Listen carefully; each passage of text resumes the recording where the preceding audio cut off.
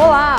Boa noite para você que acompanha a programação da TV Gazeta, canal 19.1. Estamos de volta com mais um programa Confronto de Ideias. E hoje nós temos como convidadas duas professoras da Rede Pública Federal. A professora Lélica, da UFMT, que é professora do Departamento de Serviço Social e que é diretora de comunicação da Dufimate. E nós temos também hoje aqui a professora Camila, que é professora do IFG, ou seja, do Instituto Federal de Goiás, que é professora de Sociologia e é hoje coordenadora nacional do Sinasef. Está aqui num evento, né, Camila? E hoje está aqui participando conosco no programa Confronto de Ideias. E aí trazê-las, né, para essa discussão, fazer um debate sobre educação, fazer um debate sobre reforma da Previdência, fazer um debate sobre os caminhos que a educação toma no nosso país, no nosso estado. E por isso, com certeza, a discussão com elas vai ser muito interessante nesse sentido. Seja bem-vinda, Lélica, ao programa Confronto de Ideias. Muito obrigada, Cristiane, pelo convite de estar aqui debatendo. Ok. Camila, seja bem-vinda a Cuiabá e ao programa Confronto de Ideias. Muito obrigada pelo convite. Que bom que a gente está tendo a oportunidade de estar aqui. Para a gente é sempre uma satisfação muito grande poder estar levando para você que está em casa informações daqueles que hoje estão atuando, né, de frente com a educação e que estão aí sentindo, né, como é que hoje a gente vem tendo andamentos nas decisões do governo. E é nesse sentido que eu quero começar aqui a pergunta com vocês. Nós temos hoje já 8 meses da gestão de Jair Messias Bolsonaro, né? E uma das suas pautas foi que ele faria um enfrentamento direto com a educação. Prova disso é a troca que nós tivemos aí de ministros, né? Toda uma celeuma que se tem hoje no MEC ainda, as inseguranças e incertezas dentro, né, desse ministério, que demonstra também as inseguranças que hoje estão pairando dentro das universidades e dentro dos institutos federais. Então, nesse sentido, eu pergunto para vocês duas, como é que está a educação brasileira nesses 8 meses de Jair Messias Bolsonaro? Quais são as expectativas para a educação nos institutos federais e nas universidades nesse governo? Vou começar por você, Camila. Bom, é realmente um estágio assim, de medo. A palavra que você usou é essa mesmo, é perfeita. É medo, é insegurança. Cada vez que a gente vê uma mudança em algum projeto, ela não vem com debate, a gente não sabe para onde vai, a gente não sabe qual é a perspectiva. É um governo conservador, é um governo que resolveu eleger a educação como inimiga, e isso é extremamente complicado, isso é extremamente grave. E a gente vê a repercussão disso em todos os sentidos, desde os projetos de lei, desde as perspectivas de militarização da educação, os cortes de verba, ameaça de fim de estabilidade do servidor, enfim, uma série de projetos de lei que estão em âmbito federal já circulando. Mas o dia a dia, o próprio cotidiano de fazer educação está muito mais complicado, né? Esses valores conservadores, é um clima de perseguição constante, assédio moral virou uma prática dentro das instituições, a gente chama de assédio moral institucionalizado, é clima de terror e de controle dos estudantes. Para nós, educadores, tem uma perspectiva de vigilância, então bota os próprios estudantes para vigiarem o que a gente está fazendo como trabalhador da educação, o que a gente está fazendo dentro de sala de aula, bota outros colegas para denunciarem a gente. Então, esse clima de perseguição constante, assim, fica um ambiente de trabalho insustentável, os trabalhadores estão adoecendo, né? Então, em 8 meses de governo, a gente vê vários colegas se afastando, pegando atestado médico, porque o governo resolveu eleger a gente como inimigo, de fato. Então, ao invés de pensar em investimentos em educação, em políticas de maior acesso da população para a educação, é o contrário. É como desmontar a educação pública e que o governo colocou a gente como alvo, né? Ok. Lélica, qual que é a sua avaliação, né? As universidades aí, principalmente a UFMT, a gente tem recebido muitas notícias, inclusive de abertura de uma sindicância, né? Ou seja, isso demonstra as fragilidades hoje que a educação pública, né, vem enfrentando. Qual que é a sua avaliação desses 8 meses de gestão Bolsonaro para a educação? Bom, eu acho que é preciso situar o governo Bolsonaro dentro de um projeto de virada autoritária do capitalismo mundial.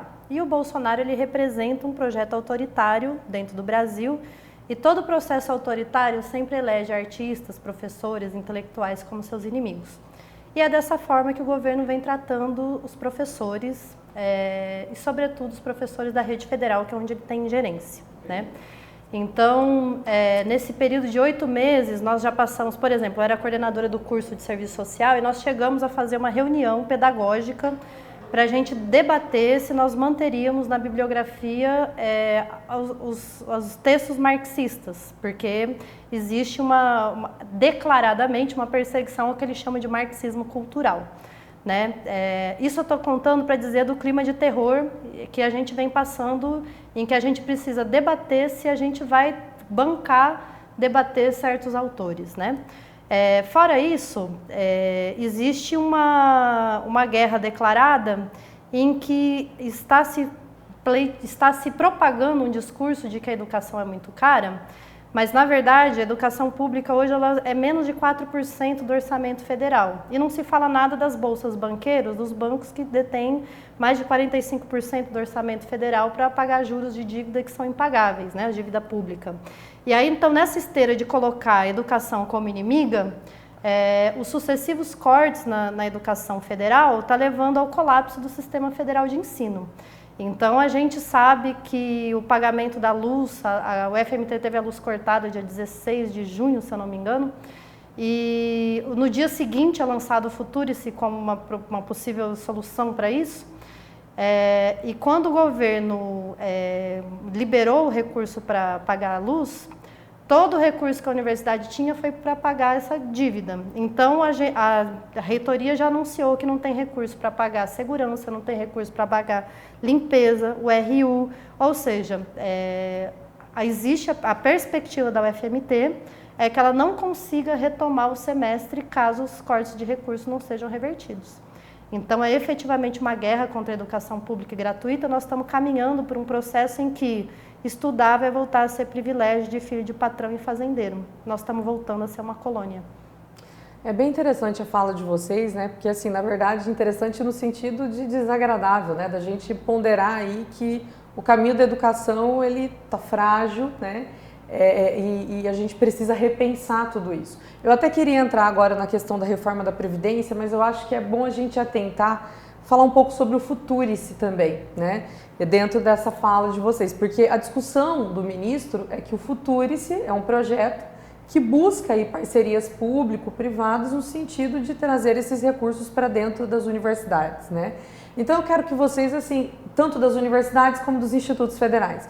Então eu gostaria que vocês falassem um pouco disso, né? Explicassem, inclusive, para a população o que é o Futurice. Né? Nós sabemos que já tem mais de 40 instituições, universidades e institutos que já deram falas negativas, né? E colocando aí o Futurice como não sendo um projeto adequado, né, para a estrutura educacional brasileira. E temos instituições que, inclusive, oficialmente já declararam isso, como a UFRJ, por exemplo.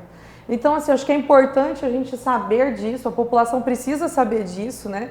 A universidade pública é onde o filho do trabalhador estuda, é onde o filho do trabalhador se forma e tem aí perspectivas de mudança na sua vida social.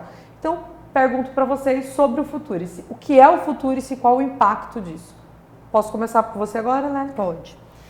Bom, o Futurice ele é o projeto mais audacioso de privatização das universidades e dos institutos federais, né? Então, os prédios que foram construídos com recurso público, com imposto meu, seu, de quem está assistindo o programa, a ideia do Futurice é tornar esses prédios vendáveis, ou seja, eles vão entrar para o setor financeiro. Então, vai se constituir um fundo privado de educação a partir da venda no mercado financeiro dos prédios e dos patrimônios públicos de educação. E as empresas, elas terão mais ingerência sobre esse fundo privado do que o próprio MEC. Isso quer dizer que a educação pública brasileira ela vai ser conduzida pelo setor privado, não pelo setor público, né? Esse é um primeiro ponto. E eu queria chamar a atenção do seguinte, mais de 90% das pesquisas no Brasil são produzidas nos institutos e nas universidades federais. Você submeter a possibilidade de se desenvolver ciência e tecnologia a partir do que determinam as empresas, isso significa que o Brasil só vai pesquisar aquilo que os grandes oligopólios financeiros permitirem, ou seja, o Futurice, primeiro ponto que eu gostaria de destacar para a população, o Futurice ele é um projeto neocolonial em que o Brasil vai deixar de ter autonomia científica e tecnológica para só desenvolver o conhecimento que os grandes oligopólios financeiros permitirem que a gente desenvolva. Esse é um primeiro ponto. Segundo ponto que eu gostaria de destacar é a ditadura empresarial que vai se instaurar dentro das instituições de ensino. porque a gente só vai poder ter como instituir o nosso plano de ensino sob a aprovação dessas empresas, dessas instituições. Eu, por exemplo, tenho uma orientanda de mestrado que ela estuda a violência no campo. Eu pergunto ao ouvinte, né, quem está nos assistindo, qual empresa em Mato Grosso, qual nicho do agronegócio vai se interessar em custear uma empresa, uma pesquisa, que vai tratar da violência do campo? Nenhuma.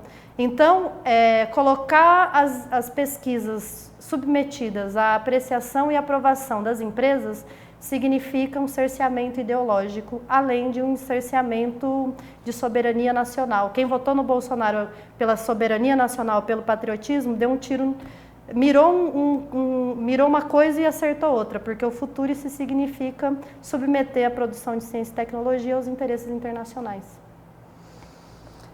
Camila, e aí, qual é a avaliação do futurice para os institutos federais e como é hoje que o Sinasef Nacional está pautando isso, né? Já que, de certa forma, ele vem colocando isso já como uma realidade, inclusive o ministro vem dado, né, algumas falas dizendo que já tem várias instituições que já sinalizaram adesão, já que ela é voluntária, né? Pelo menos em tese se apresenta dessa forma. Primeiro que não é futurice, é privatize-se, né? O projeto, na verdade, é uma grande chantagem que o governo está fazendo. Como a Lélica falou, ele corta as verbas e depois fala, para você ter acesso a alguma verba, você precisa aderir ao programa Futurice e fazer parceria com o setor privado. Então, isso é uma chantagem, né? Se você não aderir, você não vai ter acesso ao recurso para você poder se manter. E aí, o que significa essas instituições que aderem se manter?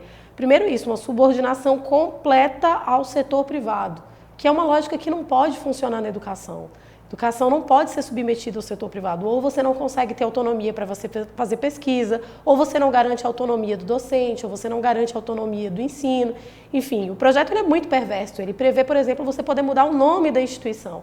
O estudante vai poder estudar na instituição Instituto Federal Monsanto, Instituto Federal Vale, enfim, a partir dos interesses da empresa, completamente submetido, subordinado aos interesses da empresa. Mas hoje a gente tem uma série de instituições que não despertam os interesses diretos do setor privado. Se você for olhar na rede federal de educação, a gente tem cursos de saúde, de meio ambiente, áreas que o setor privado não tem interesse de imediato. Então, esses ficariam sem conseguir o financiamento de toda forma. Bom, para esses o governo faz a proposta do fundo público. Então, ele vai passar o dinheiro que ele não repassa hoje para as instituições públicas para o setor privado. E aí, o formato, né, o Futurice, ele tem 2 pontos, empreendedorismo e organizações sociais. E ele vende o empreendedorismo como sendo uma coisa maravilhosa, oportunidade de crescer, quando, na verdade, o que a gente vê hoje no Brasil o que está chamando de empreendedorismo são trabalhos precários, né? São trabalhadores que estão entrando no mercado de trabalho de maneira cada vez mais precária. Então, o Uber é considerado um empreendedor? Não, gente, é um trabalhador precário, uma pessoa que recebe mal e faz 12 horas de trabalho por dia. E é isso que ele quer colocar como perspectiva para a educação. E as organizações sociais, que são empresas que vão passar a gerir do ponto de vista pedagógico, do ponto de vista financeiro, do ponto de vista... Em todas as esferas, essas empresas ficam responsáveis pela instituição. E todos os esquemas que a gente viu que as OS, né, onde elas foram implementadas na saúde, por exemplo, esquemas de corrupção, de desvio de dinheiro, de lavagem de dinheiro, de fato de passar de forma legal e ilegal recurso público para o setor privado. É esse o projeto que esse governo está colocando para a educação. Por isso colocar os trabalhadores da educação como inimigos, por isso colocar os estudantes como inimigos, porque sabe que são setores que vão estar na linha de frente para se contrapor a esse projeto. E eu assim, pergunto para vocês, né, para a gente encerrar esse primeiro bloco. Quais são hoje os encaminhamentos das centrais sindicais, né, com relação a esse desmonte aí no que se remete à educação? Então, as centrais sindicais, elas atuaram principalmente na questão da reforma da Previdência e aí, com a luta da educação tomando mais corpo, mais fôlego, as centrais se somaram nessa luta também. Acho que os sindicatos da educação estão tendo um papel extremamente importante, os sindicatos, as entidades estudantis, no protagonismo. Se o governo elegeu a gente para inimigo, a gente elegeu esse governo também como foco central a ser combatido. E a gente tem conseguido capitanear, chamar outros setores. Então, por exemplo, os dias de greve de paralisação nacional da educação, as centrais aderiram, apontaram como lutas em defesa da educação, contra a reforma da Previdência. Vários outros sindicatos, outras categorias, trabalhadores da assistência social, petroleiros, aderiram a essas datas que foram tiradas pela educação. Então, é um momento, de fato, da gente unir novamente os setores, os diferentes setores da classe trabalhadora, para a gente lutar pela nossa perspectiva e contra esse governo que nos coloca em ameaça o tempo inteiro. Lélica, eu queria assim, saber, inclusive, do Andes, né? Eu vi que tem, parece que alguma greve marcada 2 dias, né? Sim. Assim, quais são os encaminhamentos hoje, né, que o movimento está tendo com relação a esse quadro da educação? Então, o Andes entende que a gente está passando por um processo de desconstrução do sistema público e gratuito de educação no Brasil. Então, não basta só defender as universidades. Nossa perspectiva é a construção de uma greve nacional da educação, desde a educação básica, a educação infantil até o ensino superior. E, para isso, a gente tem constituído fóruns nos estados em defesa da educação, em que a gente busca articular, então, os diferentes segmentos da educação, né? Educação infantil, ensino fundamental, médio e ensino superior e técnico. Nesse sentido, nós estamos tentando a construção de uma agenda de 2 dias de greve nacional. Na verdade, o Sinasef também está junto nessa construção. E, além disso, nós temos a previsão ainda em setembro de 2 dias de ocupação das instituições federais, em que a ideia é levar o público para dentro das instituições, mostrar os nossos laboratórios, mostrar as nossas estruturas que estão para ser dadas de graça para o setor financeiro, né? Então, a gente quer mostrar para a população os nossos patrimônios, mostrar que elas são nossas e que, portanto, nós temos que ter direito ao acesso público deles. Além disso, né, então, 2 dias de ocupação, 2 dias de greve para setembro. Para outubro, a gente prevê um dia que as universidades e institutos federais vão às praças conversar com a população. Fora isso, nós estamos na construção também do Grito dos Excluídos. Então, nós temos uma programação toda que começa amanhã, já com o lançamento do Caderno de Conflitos, pelo Fórum de Direitos Humanos da Terra. Dia 6, nós vamos ter uma atividade na Praça Ipiranga, em que nós, agora local, né? Em que nós vamos dialogar com a população no centro sobre os ataques à classe trabalhadora, incluindo o ataque à educação. E dia 7, nós vamos fazer uma marcha no desfile e fazer uma marcha no Jardim Vitória para dialogar com a população sobre os ataques que a gente vem sofrendo. Ok. Bom, hoje a gente está aqui recebendo a professora Lélica, que é professora da UFMT, é da Dufmat, e também a professora Camila, que é professora do IFG e é coordenadora nacional do Sinasef. A gente vai encerrar esse primeiro bloco e já voltamos com o programa Confronto de Ideias e trazendo aí discussões sobre a reforma da Previdência e também sobre a educação.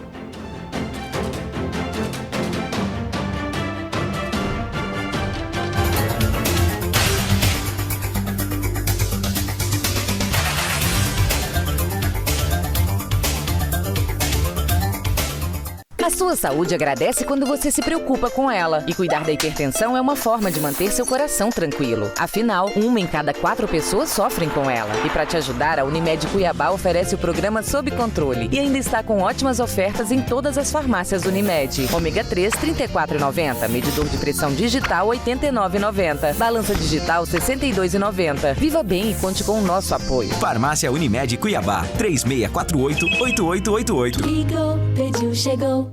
A Prefeitura de Cuiabá. É trabalho, é mais resultado pra gente. É trabalho recorde na educação. A Prefeitura de Cuiabá criou a hora estendida nas creches. O kit uniforme escolar. Abriu 1.500 novas vagas. Reformou escolas. Entregou 5 CMEI e vem mais por aí.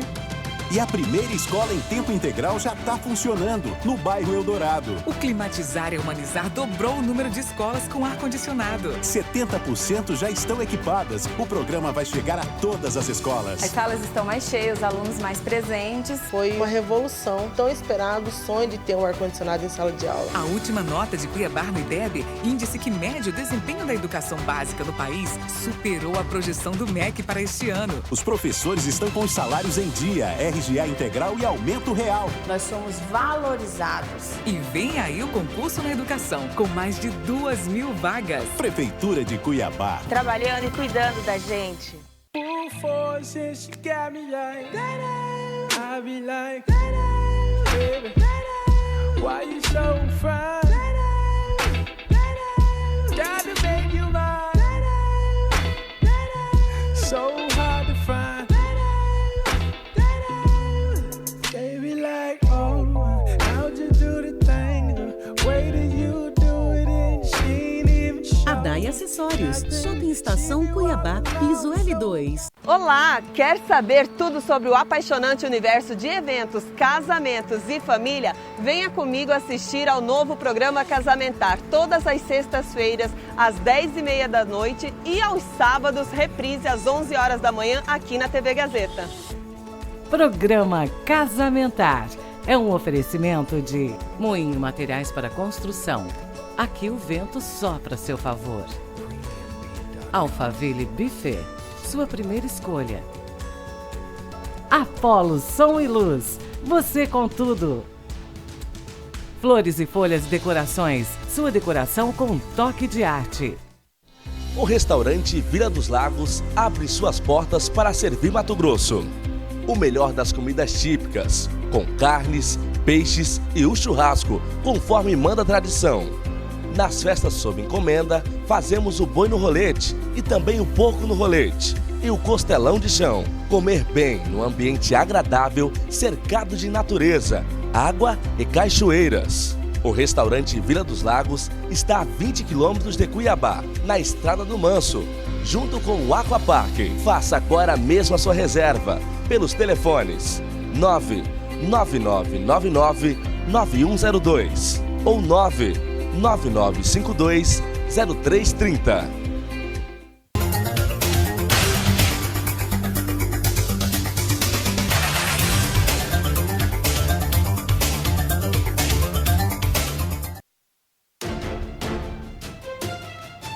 Estamos de volta com o segundo bloco do programa Confronto de Ideias. E as nossas convidadas hoje são as professoras Lélica, da UFMT, e a professora Camila, do IFG.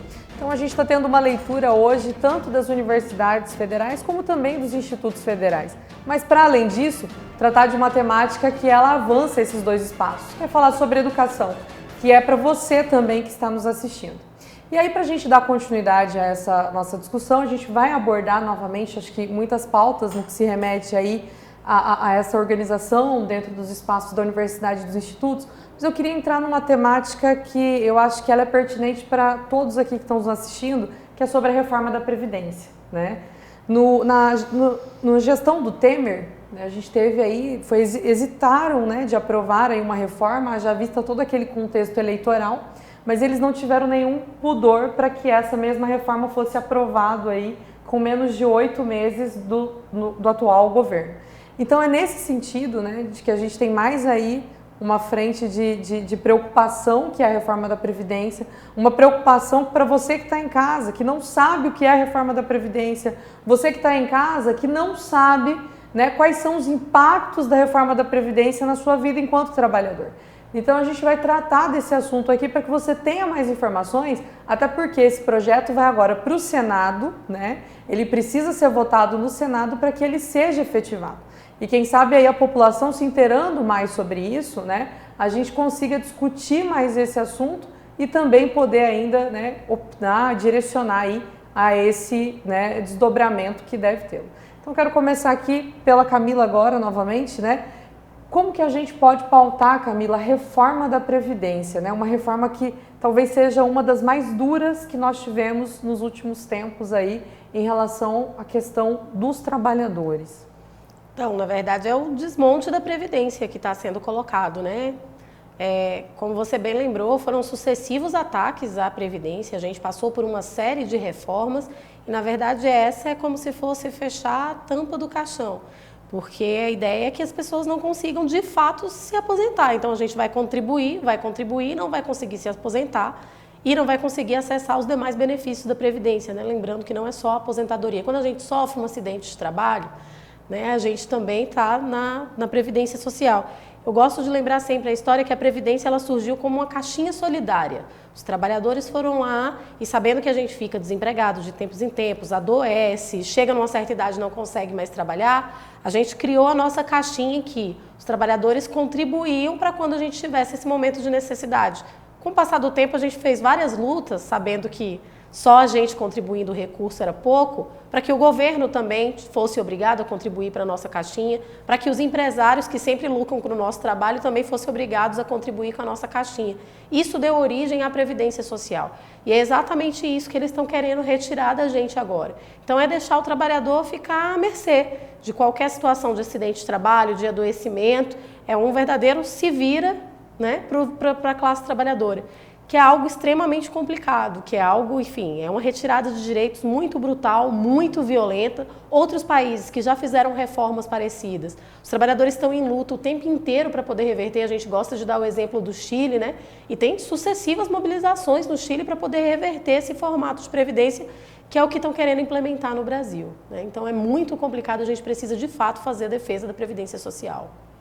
Lélica, eu quero entrar também com você na questão da reforma da Previdência, porque eu percebo que mesmo os nossos parlamentares não têm ciência do que eles votaram, né? A reforma da Previdência ainda é uma incógnita para muitos, né? Acho que são poucos aqueles que sabem efetivamente, tanto entre os nossos representantes, do que eles votaram e também a população, né? Então, assim, se esses que são os representantes não têm a clareza do que foi aí aprovado, imagina a população que acaba ficando alheia a essas informações. Então, eu queria que você detalhasse para a gente, esmiuçasse isso. O que é essa reforma da Previdência? Quais são os impactos delas para a vida do trabalhador brasileiro?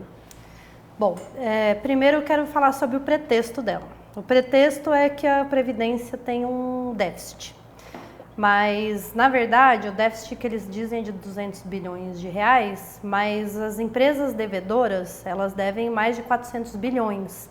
Então, bastava cobrar de quem deve, a gente teria uma previdência superavitária que permitiria, inclusive, a gente reduzir o tempo de aposentadoria. A gente poderia aposentar mais cedo. E quem são as empresas que devem? A Vale, o Itaú, só grandes empresas, né?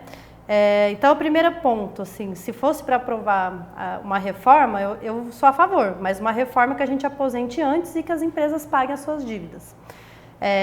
Essa reforma está lá na última página da PEC 06, que é a PEC da reforma, um quadro de quanto o governo pretende economizar com essa reforma. E ele admite lá que ele quer economizar em 10 anos R$1 trilhão, sendo 900 bilhões de reais, ou seja, 90% da economia, feito a partir das aposentadorias de até 3 salários mínimos. E é isso que eles estão chamando de combate a privilégios, enquanto as aposentadorias especiais de parlamentares, de militares, isso tudo está fora da reforma, né?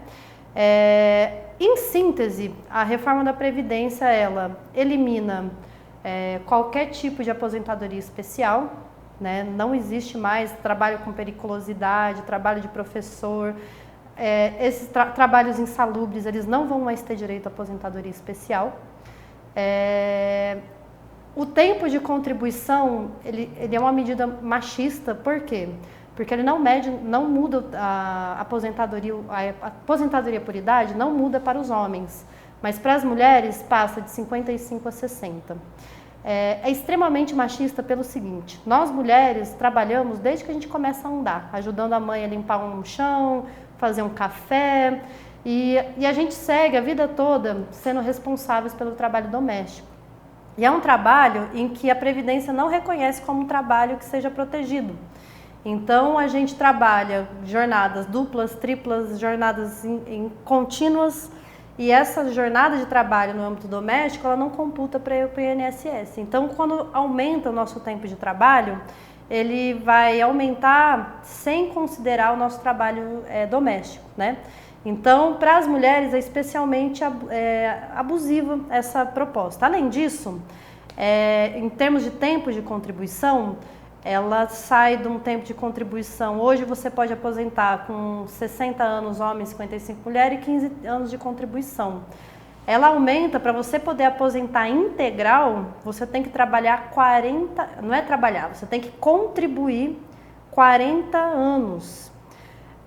Um dos problemas dessa reforma da Previdência é que ela desvincula o valor do benefício do salário mínimo. Então, se você chegar aos 60 anos enquanto mulher puder aposentar, mas você tiver só 15 anos de contribuição, hoje você aposentaria no valor integral do seu salário. Com a reforma do Bolsonaro, você vai aposentar com 60% do seu salário. Fora isso, o auxílio a aposentadoria por invalidez, como a Camila falou, o INSS ele te protege auxílio maternidade, auxílio doença. Hoje, se você se adoece, você sai, você pode parar por um tempo que você precisar e você vai manter o seu salário. A proposta do Bolsonaro, você vai receber só 60% do valor do seu salário. Ou seja, no momento que você precisa mais de dinheiro para poder ter remédio, até porque ele está destruindo o SUS, né? Para poder pagar um remédio, para poder pagar um exame, você vai sofrer uma penalização de ter um salário menor do que quando você está saudável trabalhando. Né? Assim, são muitos ataques, né? O tempo de contribuição, então, como eu coloquei, hoje são 15 anos, depois entra o fator previdenciário, né? Em que cada ano trabalhado, você tem que alcançar 89 pontos para você poder, entre contribuição e idade, né? Então, você aposenta com 60 anos, mais 20 anos de contribuição, você chega nos 80 pontos, você aposenta. A reforma do Bolsonaro, você tem que ter 60 anos de idade, a mulher, 65 os homens, e 15 anos de contribuição para 60%. A partir se você tiver, vamos supor, 30 anos de contribuição, cada ano a partir dos 15 conta 2%. Então, você vai ter 60, mais os 30 anos, 15 que não conta, e os outros 15 que você vai pontuar 2 pontos, então você vai chegar a 90% do seu salário. Enfim, é uma fórmula meio complexa de se explicar verbalmente, mas o que acontece na prática é que a maior parte de nós vamos nos aposentar com o valor do salário reduzido. A gente vai chegar na velhice, que é o momento que a gente tem maior necessidade, maior despesa, e nós vamos aposentar com o valor do nosso salário reduzido, sendo que não existe paridade entre o valor do benefício e salário mínimo. Então, a maior parte das mulheres negras que trabalham como doméstica e contribuem lá todo mês, suado, elas vão conseguir aposentar com 60% do valor do salário, fora as pensões, né? A mulher, por isso que ela é extremamente machista, essa reforma, né? A maior parte das mulheres, são os maridos que aposentam e elas ficam trabalhando em casa. A maior parte não, mas um volume grande de mulheres são os homens que trabalham e as mulheres ficam em casa. Então, quando os maridos morrem, elas têm as pensões para poder sobreviver. A reforma que está sendo aprovada, o benefício, ele cai a 60% do valor do salário do marido. Então, você vai estar enxugando suas lágrimas em meio em dívidas, né? Porque reduz o valor da pensão. É muito importante para você que está em casa ter essas informações sobre a reforma da Previdência. É uma reforma que foi votada pela Câmara Federal, a população não tem a ciência exata do que está acontecendo, é feita toda uma discussão de que ela é boa para a população, mas há muito desconhecimento ainda sobre ela. Então, por isso esse programa é muito interessante para a gente poder pautar isso. Mas, para além disso, eu queria fazer uma outra observação e até fazer isso no tocante a Mato Grosso, Camila, que assim, o estado de Mato Grosso hoje ele é majoritariamente, né, formado pelo funcionalismo público. O funcionalismo público aqui no estado tem uma efetividade aqui dentro do trabalho. E, no entanto, nós temos aqui uma senadora eleita por Mato Grosso, que defendeu e que pediu a relatoria do projeto para acabar com a estabilidade dos trabalhadores, né, dos servidores públicos, né? Em tempo, Lélica, que o nosso governador aqui do estado, o senhor Mauro Mendes, assinou um documento chamado a Carta dos Governadores, e nesse governo ele defende que o governo deve flexibilizar, né, a forma para que os servidores públicos possam ser exonerados. Então, aquilo que de repente não era uma pauta, passa a ser colocado hoje dentro da discussão nas nossas casas de poder e passa a ser uma realidade, já que a gente tem representantes, você tem um governador aqui no estado, como muitos outros, você tem senadores, deputados fazendo essa defesa, né? Então, qual é a avaliação de vocês sobre isso e no que isso vai impactar para a população? Camila. Primeiro, assim, colocar uma discordância. Acho que todos esses projetos que estão sendo votados, ainda que os parlamentares não tenham plena ciência, sinal de que não estão cumprindo com a sua obrigação, porque eles deveriam, né, ter ciência do que eles estão votando, eles têm ciência do conteúdo geral. Então, eles têm ciência de que a reforma da Previdência é inviabilizar que as pessoas se aposentem nesse país. E é criminosa a reforma que está sendo feita. Tanto eles têm ciência que precisam receber malas de dinheiro para poder votar esse projeto, e isso tem que ser dito. Quando o presidente fala, vou liberar a emenda, isso é liberar recurso, isso é fazer barganha, isso é fazer negociata, é mala de dinheiro para poder votar retirada de direitos. E aí você fala de outros projetos que vão na mesma toada, né? Esse agora é de fim de estabilidade do servidor público. Bom, tem uma tentativa de jogar o tempo inteiro a população contra o trabalhador do Estado, né? De dizer que o trabalhador do Estado não funciona, o serviço público não funciona porque o trabalhador do Estado é preguiçoso, porque o trabalhador do Estado não faz o que tem que fazer. Então o governo precariza, retira os recursos, a gente se mata de trabalhar e aí quando o trabalho não consegue ter efetivação por um boicote do próprio governo, ele fala, tá vendo? A culpa é do servidor público. Isso é uma jogada muito perversa que está sendo feita, está sendo construída há anos contra os trabalhadores do Estado. E aí é preciso que se diga, não é privilégio que a gente quer defender, a gente quer defender direitos. Na verdade, nenhum trabalhador deveria passar por essa chantagem que é o tempo inteiro a ameaça de você ser demitido. Se você trabalha com esse ambiente, com essa perspectiva de eu posso ser demitido amanhã, eu posso ser demitido semana que vem, isso é um verdadeiro terrorismo contra os trabalhadores, que está colocado para os trabalhadores do setor privado e que agora eles querem passar para o serviço público, quando na verdade tinha que ser o contrário. A gente tinha que ter cada vez mais trabalhos estáveis para a gente conseguir desempenhar as nossas funções, né? Então é uma inversão completa, é uma inversão de culpabilidade de quem está gerando problemas no serviço que é prestado para a população e é uma inversão completa nas soluções. A solução, de fato, é ter maiores investimentos, é garantir maior autonomia para o trabalhador do Estado, é garantir condições de trabalho para o trabalhador do Estado. Ao invés disso, o governo faz é perseguir novamente os trabalhadores do Estado. Lélica, até entrando aqui no tocante a Mato Grosso, nós tivemos aqui no Estado a maior greve da história do funcionalismo público estadual, que foi a greve da educação. 75 dias, trabalhadores com salários cortados, né? E uma série aí de outras opressões que eles enfrentaram aí durante esse período em que estiveram no movimento paredista.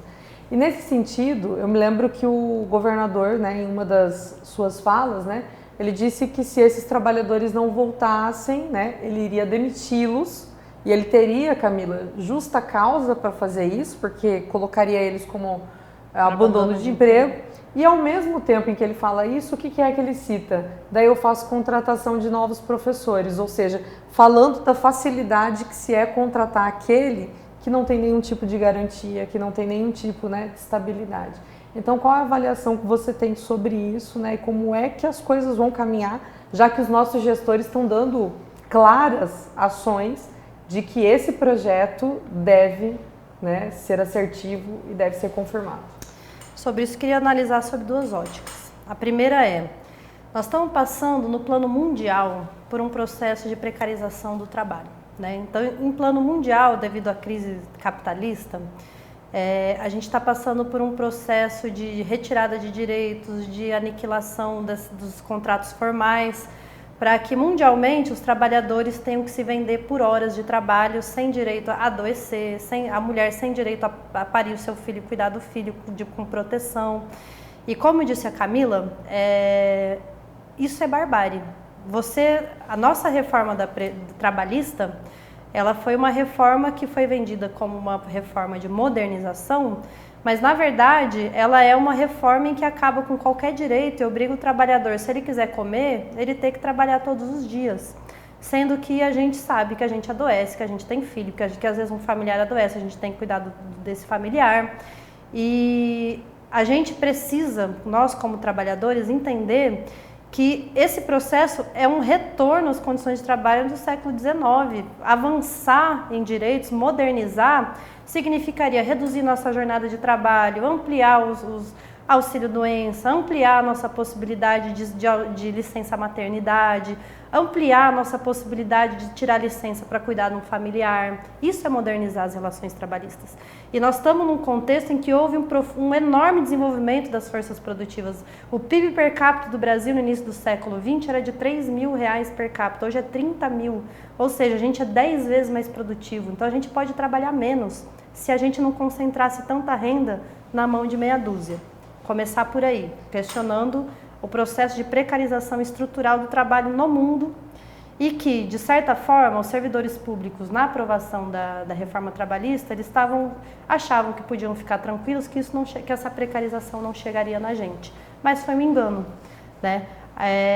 O que se mostra é que a perspectiva ultra neoliberal que vem se avançando, ela vai colocar o servidor público também na roda, né? Ou seja, existe uma tendência, se a gente não lutar e reverter, de que se autorize a demissão de servidores públicos. Isso é um problema individual para cada um de nós, servidores públicos, porque nós vamos ser demitidos e recontratados em condições muito mais precárias de trabalho, mas é um problema público. Por quê? Eu sou assistente social. A garantia de um hospital funcionar, por exemplo, não é criar estrutura. Você pode fazer a estrutura de um hospital e dali a pouco você fazer dele num centro de convenções, qualquer outra coisa. O que garante que um hospital vai ser hospital é você ter contratado por concurso médico, enfermeiro, psicólogo, assistente social, porque aí você tem que lidar com isso. Ou seja, quando você demite servidor público, você precariza o serviço público e as condições de direito da própria população. Ok. Bom, a gente vai finalizar esse segundo bloco do programa Confronto de Ideias. Continue nos acompanhando, já estamos de volta aí para tratar da temática da educação dentro aí de todas essas perspectivas que tanto a Lélica como a Camila estão nos trazendo hoje.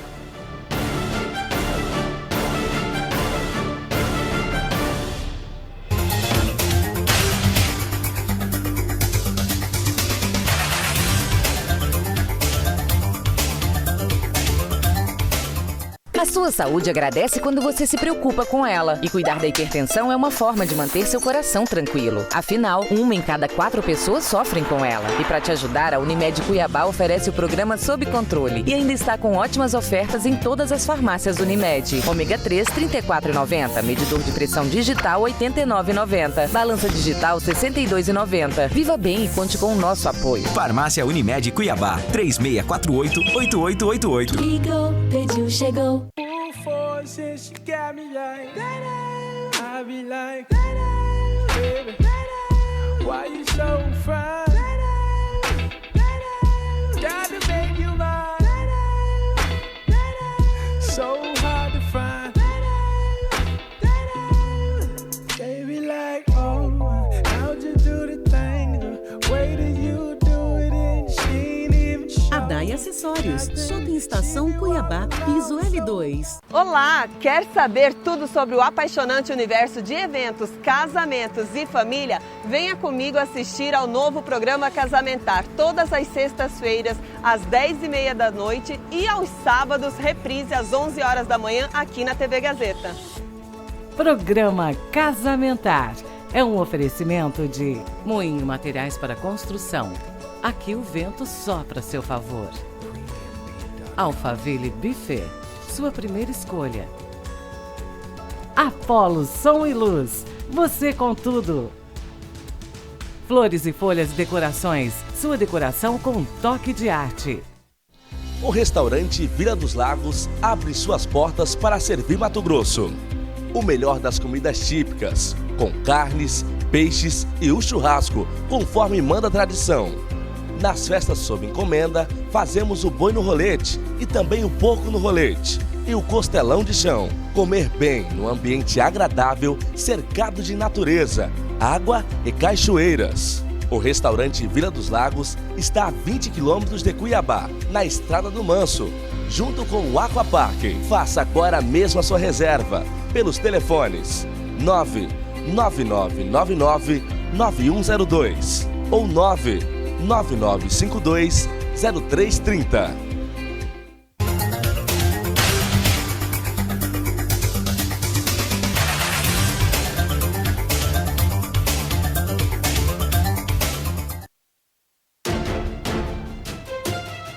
Estamos de volta com o terceiro bloco do programa Confronto de Ideias, com a presença da professora Lélica, da UFMT, diretora de comunicação da Dufimate, e com a professora Camila, professora do IFG, que é coordenadora nacional do Sinasef.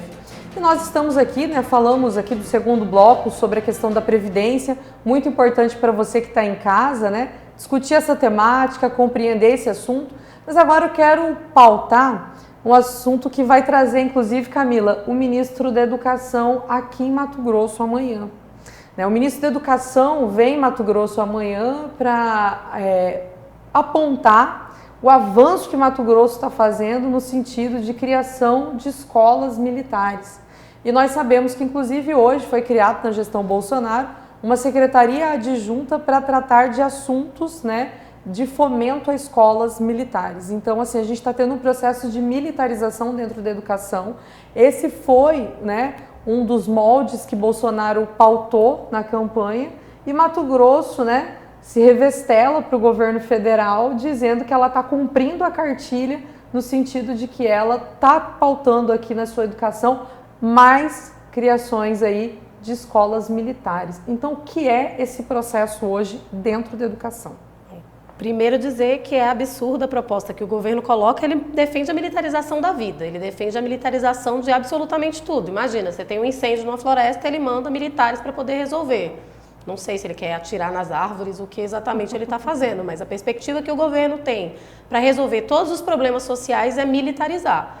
E militarizar a escola não é resolução de problema nenhum. Eu tenho até falado um chavão, a gente precisa escolarizar a sociedade, não militarizar a escola.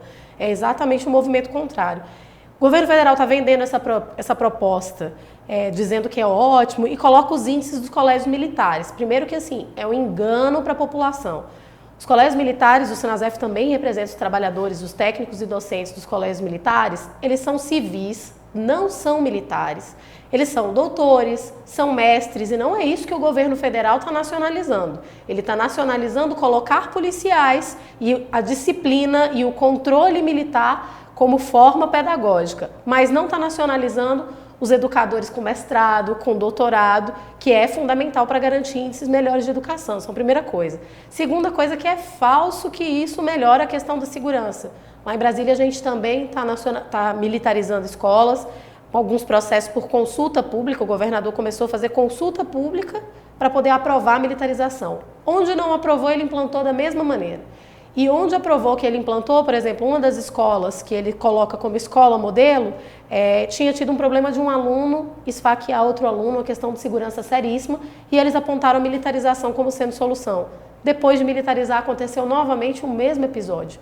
Então, só vai aumentar de fato o controle sobre os educadores, sobre os estudantes, não é a solução. Em um dos debates que eu tive possibilidade de ir, o policial, o major, ele falava: olha, os estudantes fazem uso de álcool na escola, os estudantes fazem uso de droga na escola, a polícia tem que ir para poder combater esse tipo de coisa. Bom, e aí o exemplo que eu dei, eu falei, os presídios também têm o uso de álcool, também têm o uso de droga, e a polícia que controla, e é um ambiente inteiramente fechado, não está resolvendo. Então, fechar a escola para a comunidade, botar policial para fazer controle dos estudantes, primeiro que todos os espaços da escola eles são espaços pedagógicos. Todos os momentos de atividade dentro da escola são momentos pedagógicos. E aí a gente tem tido, eles não fazem essa parte no balanço quando eles falam que é um sucesso escolas militares. Mas tem episódios gravíssimos, por exemplo, em Brasília, policial imobilizou o estudante à base de agressão física. Em Brasília, você teve escola que policial utilizou spray de pimenta para dispersar os estudantes que estavam fazendo uma brincadeira na hora do intervalo. Também em Brasília, a gente teve um caso de um policial que foi na secretaria, pegou o WhatsApp de um estudante, 13 anos tinha aluno, e falou que estava cansado de dar beijo no canto da boca da estudante. Caso de assédio seríssimo. Então, enfim, é a perda da autonomia, é a perda da liberdade, são mecanismos de controle vendendo uma proposta fácil de aumento da segurança, de aumento de melhoria na escola, que é falsa, não está acontecendo. Ok, Lélica, como é que você avalia isso, a questão da militarização, pelo menos nesse governo, parece que vai ser aí uma preocupação, tentar realmente ampliar o maior número de escolas hoje aí que tenham essa característica. Eu acho que como a Camila colocou, a gente tem duas formas de compreender a questão social. Uma delas é entender que ela é um problema de indivíduos disfuncionais que precisam ser punidos, e outra dela é entender que existe todo um processo de contexto que faz com que as pessoas roubem, com que as pessoas usem drogas, etc, etc. Se você entende que é uma questão de punição, então você vai propor o uso da força como uma solução. Se você entende que é uma questão de contexto, você vai propor políticas públicas de proteção para você elevar as condições de vida da população e você enfrentar violência e tudo mais. Esse governo ele vem falando muito contra a ideologia de gênero, né? Como se, enfim. Mas a militarização ela é a colocação, a imposição da ideologia de gênero patriarcal dentro das escolas. Tanto assim que aqui em Cuiabá nós já tivemos denúncia de estupro por militares a adolescentes dentro do colégio militar. Ou seja, do meu ponto de vista, a melhor forma da gente enfrentar as questões que a juventude vem passando é investindo em políticas públicas que possam melhorar as condições de vida da população e ampliando os processos de participação democrática dessa população. A escola ela precisa atentar às necessidades da comunidade e responder essas necessidades num processo de diálogo. Então, ao invés da escola militar, eu entendo que a gente vai ter um processo educativo muito melhor se a gente tiver escolas livres, em que haja a possibilidade de se vivenciar lá educação sexual, para que as crianças conheçam seus próprios corpos, para que elas identifiquem situações de abuso. É melhor a gente ter uma escola em que haja um amplo debate de ideias divergentes, para que cada pessoa possa adotar a filosofia que ela acha que deve, e não a imposição de um pensamento único. Quando a gente tem a imposição de um pensamento único, a democracia ela retrocede. E me parece que esse governo, aliás, eu tenho certeza, esse governo ele tem um projeto autoritário para o Brasil em que pensamentos dissoantes do que vem sendo imposto vão ser tratados como inimigos. E quando a gente considera discordância como uma questão de inimizade, a gente vai ter um processo de caça a todos os que divergem, que é o que já está acontecendo.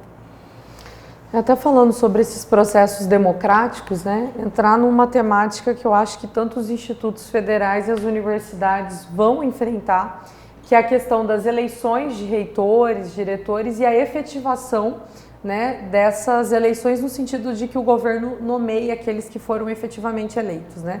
A gente viu ao longo da história, assim, aqui pós-redemocratização, quando a gente passa a ter esses acessos ao voto dentro das universidades, dos institutos, né, quando eles são criados, que os governos respeitaram aqueles que tiveram a primeira posição na lista tríplice. A gente deve ter tido ali, acho que com Temer, uma ou duas vezes em que isso possa ter sido desrespeitado, mas assim, com o governo Bolsonaro, em menos de 8 meses, já foram muitos institutos federais e muitas universidades em que a gente está tendo essa intervenção direta, né? Tem até uma universidade que eu me esqueço agora qual foi, que o candidato que ficou em primeiro lugar, somando todos os votos da comunidade escolar, teve 7.200 votos, o terceiro colocado fez 661 e foi exatamente esse, né, que foi nomeado por Bolsonaro. Em tempo, nós tivemos também uma experiência no Instituto Federal, né, em que foi encaminhado um interventor para poder ali, né, gerenciar, né, essa ideia de gestão na instituição, e os alunos barraram a entrada dele, a presença dele dentro dessa estrutura. Então, assim, aquilo que nós tivemos no governo Temer, que já foi muito ruim, duas decisões em que o processo democrático não foi respeitado, no governo Bolsonaro, com 8 meses, a gente já viu que é uma recorrente. E isso vai continuar acontecendo, né? Então, qual a avaliação de vocês sobre isso e quais são os caminhos, né, para tentar acertar nesse sentido e garantir o processo democrático dessas instituições que deveriam ser exemplo de democracia? Camila. Eu acho que primeiro é importante falar que o Bolsonaro ele utilizou um discurso falso, né, no sentido de que ele não ia ter um governo, que ele ia ter um governo diferente, né, que não teria negociata, que não teria nepotismo, porque quando ele vai lá e não nomeia as pessoas eleitas democraticamente, ele está colocando as pessoas que se alinham com a perspectiva dele. Ele dizia o tempo inteiro que ele ia buscar os melhores profissionais, os que fossem mais técnicos, que não teriam indicação política, e a gente vê que é exatamente o contrário, né? A começar pelas questões familiares, pelos casos de nomeação familiar que ele está fazendo em diversos postos, e nos institutos e na educação, ele busca nomear somente quem é aliado. Quem é aliado, se ganha a eleição, muito bem. Se não é um aliado que ganha a eleição, ele vai lá e coloca um interventor, pega uma outra pessoa que teve menos votos. Então, assim, cai a máscara do governo Bolsonaro, cai a máscara do discurso dele de que eles faria uma política diferenciada. É diferenciada, mas é bem para pior, né? É bastante autoritária essa política. Hoje a gente tem uma série de reitores eleitos que não conseguiram tomar posse ainda. Então você tem reitores pró-tempores. Tem casos mais emblemáticos como esse, que ele vai lá e nomeia de fato o interventor.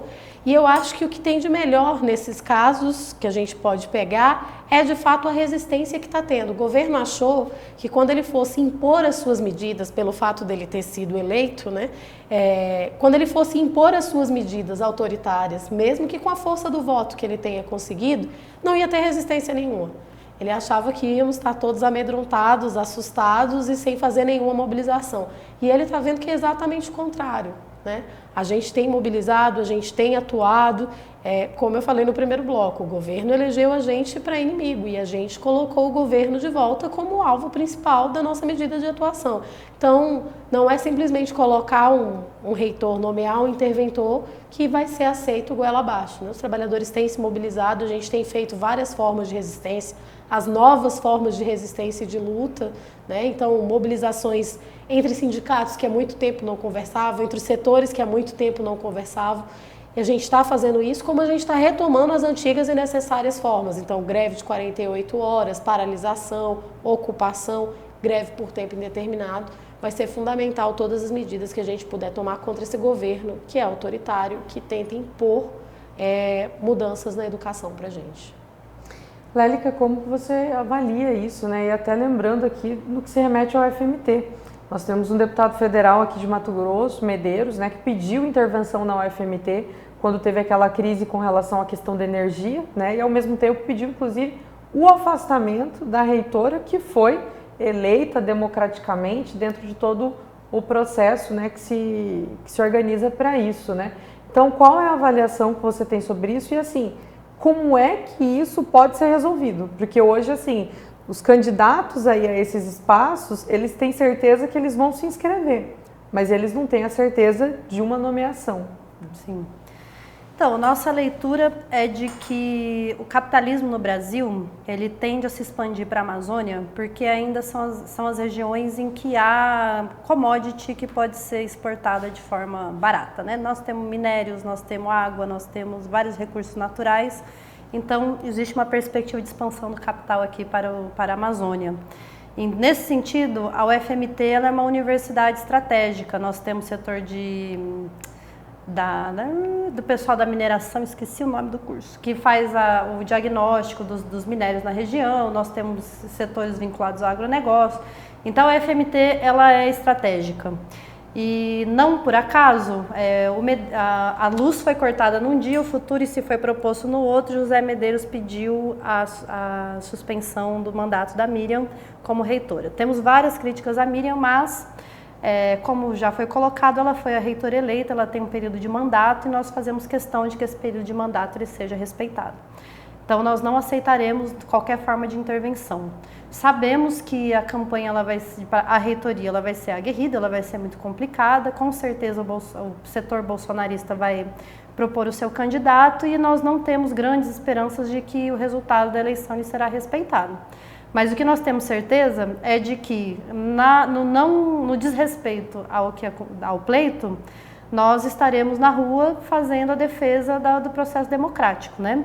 Eu acho que nós brasileiros precisamos pensar sobre o que significa democracia. Será que a democracia é só ir de 4 em 4 anos votar em presidente, de 2 em 2 votar em prefeito, de 4 em 4 prefeitos? Enfim, eu acho que não.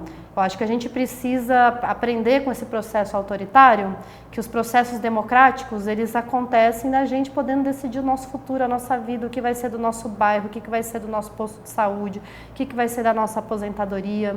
E eu espero que a gente saia desse processo de reversão autoritária que a gente está vivendo em pleno século XXI, com uma lição de que democracia e liberdade a gente conquista e constrói a cada dia, participando da vida coletiva, e não adianta achar que a gente vai passar por essa crise esperando em casa assistindo Netflix.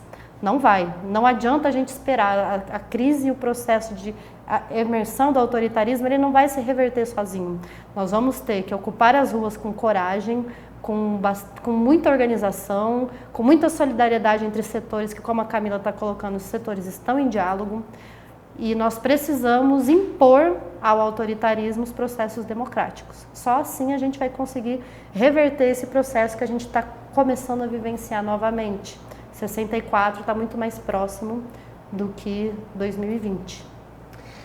Assim, até nesse sentido, né, eu queria perguntar para vocês acerca da questão hoje, assim, as universidades e os institutos federais, né, tiveram aí cortes significativos no orçamento, isso é um fato, né? E é bom que isso seja explanado aqui, porque assim, em tempo que as universidades, os institutos vêm dizendo que podem fechar até setembro, que não vão aguentar por muito tempo por conta hoje desse orçamento que foi congestionado, o governo está ali dizendo do outro lado que não, que as universidades estão exagerando, que cortes maiores já aconteceram em outros governos e não teve toda essa pressão. E aí a população, Camila, acaba ficando dividida porque ela não tem ciência disso. Ao mesmo tempo, como a Lélica disse, a gente tem a aprovação do futuro e se a gente passa até agora o corte das bolsas, né? Hoje, inclusive, a CAPES anunciou aí um corte significativo das bolsas, que a gente sabe aí que muitas vezes alicerça o estudante, né, que tem condições aí limitadas para poder estar no processo educacional que pode levá-lo aí, né, para algum tipo de ascensão, e aí isso começa a se limitar dentro desse processo. Então eu queria que vocês falassem para a gente, assim, o que são esses cortes, o que eles vão representar efetivamente hoje para a educação e quais são já os impactos, Camila e Lélica, que a universidade, que os institutos federais estão sofrendo com isso e também com o corte das bolsas. Camila. Estão inviabilizando o funcionamento das instituições. Na verdade, é um péssimo recurso o governo falar que já teve corte em governos anteriores, porque, na verdade, a educação pública vem sofrendo ataques sucessivos desses governos anteriores. Esses cortes não foram revertidos. A gente teve uma emenda constitucional que foi aprovada, que é uma coisa absurda, que coloca congelamento de investimentos na educação, na saúde, na previdência por 20 anos. Assim. A justificativa era que tinha uma crise econômica, então mesmo que o país voltasse a crescer, em 20 anos não teria investimento nenhum. E aí o governo vai lá e ao invés de propor uma mudança nessa medida, reverter a emenda constitucional, pelo contrário, aprofunda, vai lá e faz mais cortes na educação. Então, na verdade, está tendo uma tentativa de ir minando por completo os setores da educação. A gente está vendo que isso está levando a um verdadeiro colapso. Nos institutos, a gente já vê, então tem desde locais que já são muito precários, e aí o ministro da Educação vai para a TV para poder dizer que não existe precariedade na rede federal, que é um absurdo. Assim, estou com a garganta ruim, no meu campus eu trabalho na poeira, eu dou aula o dia inteiro, é um poeirão danado lá em Águas Lindas, um lugar seco, também não chove. A porta você vai abrir, sai a maçaneta na mão. A gente está vendo qual é a realidade das instituições irem fisicamente e estruturalmente se deteriorando. Aí chegam companheiros e fazem relatos, dão aula em local que é muito frio. E aí não consegue mais ligar aquecedor, ligar ar-condicionado, então os estudantes não conseguem se concentrar para poder assistir a aula.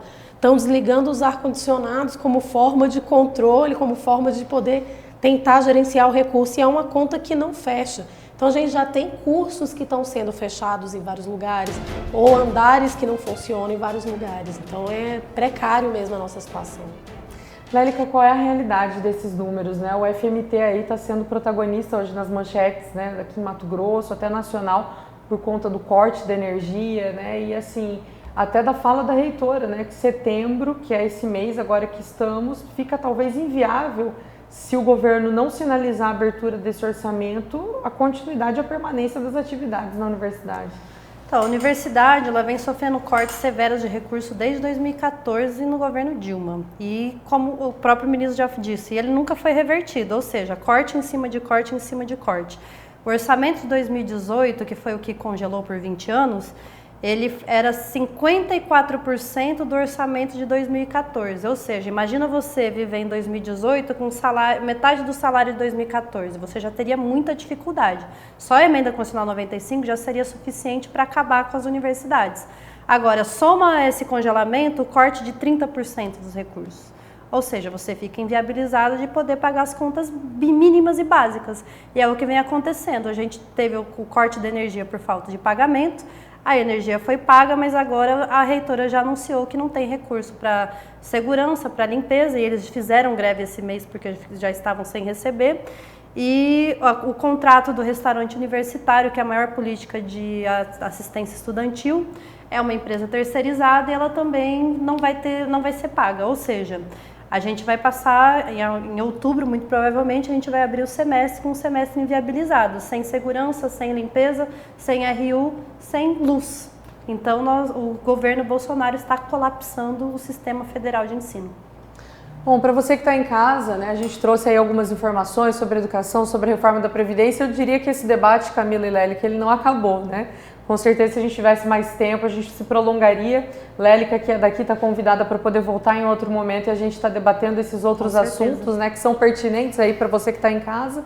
E aí eu vou deixar aqui rapidamente um tempo para as considerações finais, para que Camila e para que Lélica, né, deixem aí para a população, né, uma avaliação geral sobre tudo isso e também um encaminhamento, né, sobre quais são os passos aí para tentar defender a educação pública gratuita de qualidade. Bom, eu comecei hoje o debate que a gente estava fazendo lá no Instituto falando sobre o medo, né? E de fato a gente tem vivido uma política de medo. Então o governo fala que a solução para o medo é você se armar, a gente defende que a solução não é armar a sociedade, mas de fato a gente está vivendo um período marcado pelo medo.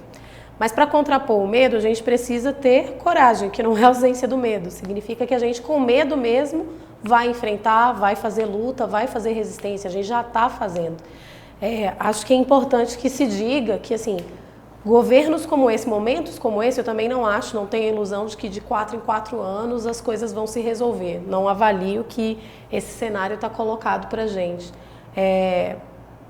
Medidas como as que o governo faz, elas não caem, elas são derrubadas. E eu avalio que a gente tem toda a condição de voltar a mobilizar e voltar a fazer grandes lutas para poder derrubar essas medidas, esses ataques, esse governo. Maior do que o medo é a força que os trabalhadores têm, maior do que o medo é a nossa capacidade de lutar, resistir e continuar avançando. A gente precisa de fato avançar, manter os nossos direitos, superar esse momento e é fundamental que a gente volte a se ver como classe trabalhadora e voltar ao nosso projeto de trabalhadores para combater esses ataques que a gente está sofrendo. Camila, muito obrigada pela sua participação aqui no programa Confronto de Ideias e sempre que estiver aqui, nos avise que vai ser sempre uma satisfação muito grande poder recebê-la no nosso programa. Eu que agradeço. Desculpa aí o nervosismo, não estou acostumada com essa linguagem, mas muito obrigada pela oportunidade de estar aqui, de fazer esse diálogo com duas mulheres trabalhadoras da educação, que é bem importante a gente ter esses espaços. Ok. Lélica, suas considerações finais. Essa ascensão fascista, ela se alimenta pelo ódio. E a gente sabe pelo senso comum que o antagonismo do ódio é o amor. Mas não pode ser um amor de eu ficar lá em casa, só intimamente vivenciando, né? Esse amor ele tem que ser vivenciado pela solidariedade de classe.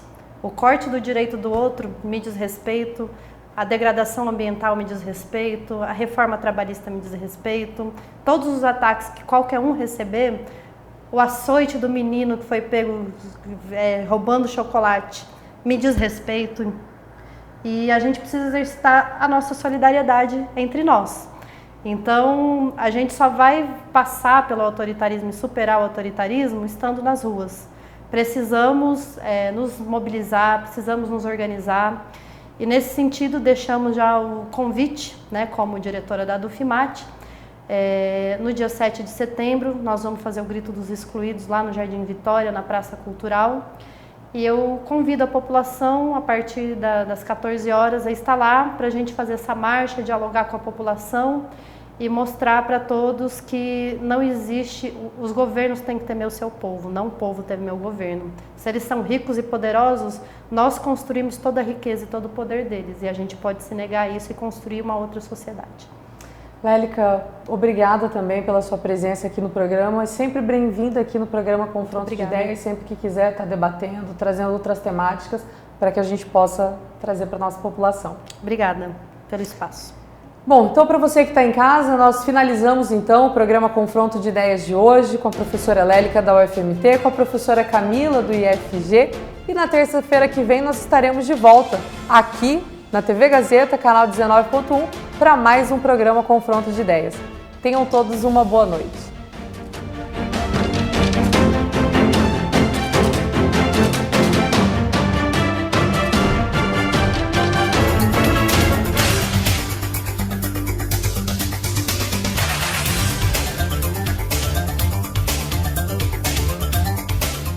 A sua saúde agradece quando você se preocupa com ela. E cuidar da hipertensão é uma forma de manter seu coração tranquilo. Afinal, 1 em cada 4 pessoas sofrem com ela. E para te ajudar, a Unimed Cuiabá oferece o programa Sob Controle. E ainda está com ótimas ofertas em todas as farmácias Unimed. Ômega 3, R$ 34,90. Medidor de pressão digital, R$ 89,90.